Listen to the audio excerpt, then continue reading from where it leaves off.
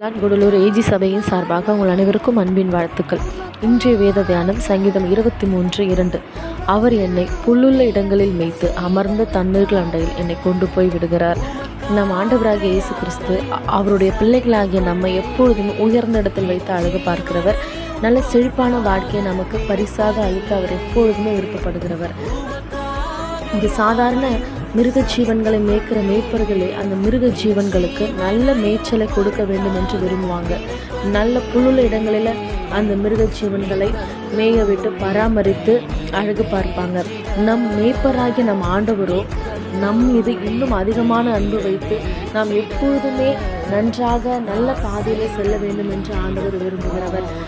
இந்த சூழ்நிலையில் கூட சரியில்லாத காலகட்டத்தில் நீங்கள் வாழற மாதிரி இருக்கிற மாதிரி தெரியலாம்.